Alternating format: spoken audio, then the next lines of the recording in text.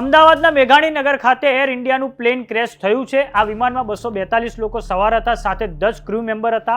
આ ઉપરાંત આ જે વિમાન છે તે બોઈંગ કંપનીનું 787-8 ડ્રીમ લાઇનર મોડલનું વિમાન હતું। આ પ્લેનનો ટેકનિકલ ખામીઓનો ઇતિહાસ રહ્યો છે।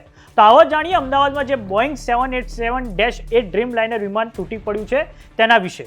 તો અમદાવાદના મેઘાણીનગર ખાતે એર ઇન્ડિયાનું બોઈંગ 787-8 ડ્રીમ લાઇનર મોડલનું વિમાન ક્રેશ થયું છે, જેમાં 242 લોકો સવાર હતા, સાથે 10 ક્રૂ મેમ્બરનો સમાવેશ થાય છે। આ પ્લેન અમદાવાદના સરદાર વલ્લભભાઈ પટેલ એરપોર્ટથી લંડનના ગેટવે એરપોર્ટ પર જઈ રહ્યું હતું। આ પ્લેનના મુખ્ય કપ્તાન સુમિત સબરવાલ હતા, જેમને 8200 કલાકનો ફ્લાઇંગ એક્સપિરિયન્સ પણ છે।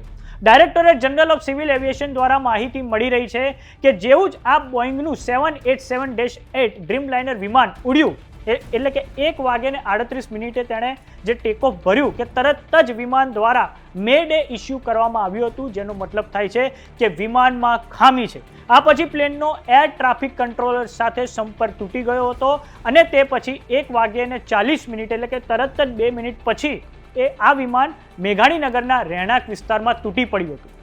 હવે વાત 787-8ની, તો તે ઘણા લાંબા સમયથી ટેકનિકલ ખામીઓનો સામનો કરી રહ્યું છે।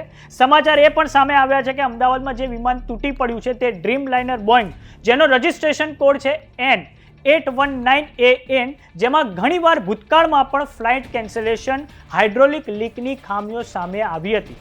બોઈંગ કંપનીના એન્જિનિયર અને વિસલ બ્લોવર સેમ સાલેપોરે યુએસમાં ન્યૂયોર્ક ટાઈમ્સ અને CNNમાં દાવો કર્યો હતો કે બેઉ બોઈંગ વિમાનો 777 અને 787ના ઉત્પાદનમાં બોઈંગ વિમાને ખૂબ લબાડગીરી વાપરી છે, એટલે કે બેદરકારી એના મેન્યુફેક્ચરિંગમાં બોઈંગ કંપની દ્વારા કરવામાં આવી છે।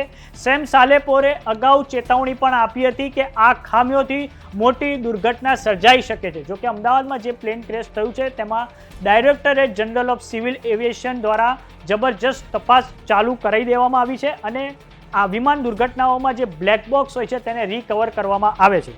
વાત કરીએ એર ઇન્ડિયાની ટ્વીટ પણ સામે આવી ગઈ છે। તો એર ઇન્ડિયાએ જે ટ્વીટ કર્યું છે તેમાં કહેવામાં આવ્યું છે કે 242 પેસેન્જરો તેમાં સવાર હતા। 169 લોકો જે ઇન્ડિયન નેશનલ હતા, 53 લોકો જે બ્રિટિશ નેશનલ હતા અને 1 કેનેડિયન નાગરિક હતા, સાથે જ 7 પોર્ટુગીઝ નાગરિકોનો સમાવેશ થાય છે।